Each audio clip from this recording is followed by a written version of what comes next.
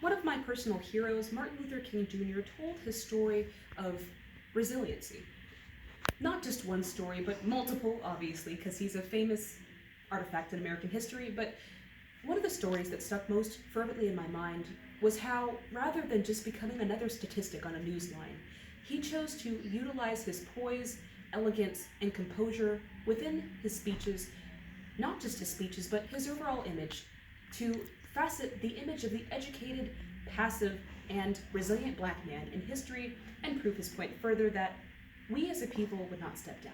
But within his image he tried to perpetuate was the idea that just because society is against you or hardship comes, you don't have to cower in fear and you don't have to break down, because at the end of the day, one's attitude and composure outlasts the entire mentality that a person has within that short period of time. One's image societally and the legacy that they leave from their passivity is more important than simply acting out in fear or aggression because of hostilities that you face in the time. Therefore, because I believe that strongly, after facing not only multiple gassings, assaults, and attacks by not only the state but your own nation against you, just his image as a leader, and not only that, but an integrous man, transcended him through time immemorial. And very similarly, when we're posed with today's quote by Ivana Lakari, that form is temporary but class is permanent, we can see that this is undeniably true. Both not only by number one, analyzing this through the analysis of a famous pop cultural figure, but number two, by analyzing this quote in a personal sense. That yes, just like Ivana Lakari said, form is temporary, but class is permanent. We can see that yes, although we go through hardships in our lifetimes that prove to be very difficult, the temporary pain that we feel and we suffer in times of great despair are nothing compared to the legacies that we leave through our image and our ability to maintain our composure in times of hardship. So beginning today's speech here, let me provide a little bit of background from my own personal experiences to touch more on Martin Luther King Jr.'s image as a historical precedent setter. First and foremost, living in the dormitories has proven to be very difficult, especially as a freshman. We have seen that people don't always respect your individual beliefs. They don't always respect your individual privacies, securities, and or your intellectual security. And oftentimes, living amongst other people has proven to be difficult when you don't even get basic respect of just environment. However, as a person, I've learned to cope with disrespect. Because at the end of the day, me flipping out and trying to complain to those who offend me is not more important than the greater aspect of keeping my composure, respectability, and containing myself to build a more resilient me.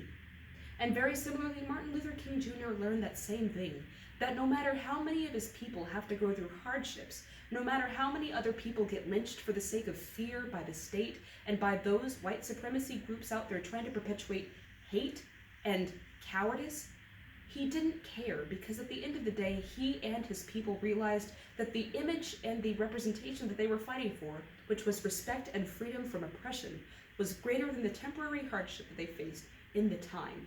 And because of that, he has been named one of the top 10 most influential men in American history.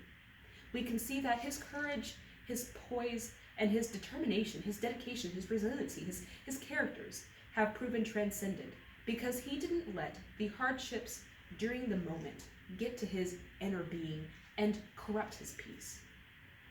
Moving on to our second point of analysis as to how we can see this play out in a personal sense, not only can we not see that, form indeed is temporary, but image is transcendent, it lasts forever. We have to look at the quoter of the speech herself. Avril herself was a Paralympic champion, the first of India, the first woman and first person from India to win gold for the Paralympics. During the time that she quoted this very famous quote, she was suffering immense hardship herself as not only a person but also as an athlete. Her own country didn't actually have faith in her because she was not only a para-Olympian but also a woman. During her time of hardship, people didn't believe that she had what it took to not only represent her country well, as she was a modest woman, not overly intimidating in stature, not overly wealthy or rich, and not coming from the highest social caste. She was a person like you or me and a person like any other. She didn't possess any exceptional abilities that would make her stand out from the crowd. However, she didn't let what other people's images of her normalcy or her mediocrity, she didn't let those get to her. She proved them all wrong by not only being the first woman in India to get gold, but also the first Paralympian from India to get gold in general. And looking at her resiliency, the fact that she didn't let other people's words demean her character, we can utilize this in a personal sense as well, knowing that whatever hardships we suffer in a personal sense and a work sense, in both a spiritual sense or and just just with personal interactions as well as in the work sense, we can't let small inconveniences in our lives hinder the resiliency that we've built up as individuals.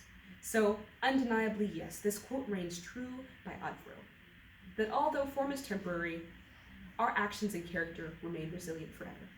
Thank you.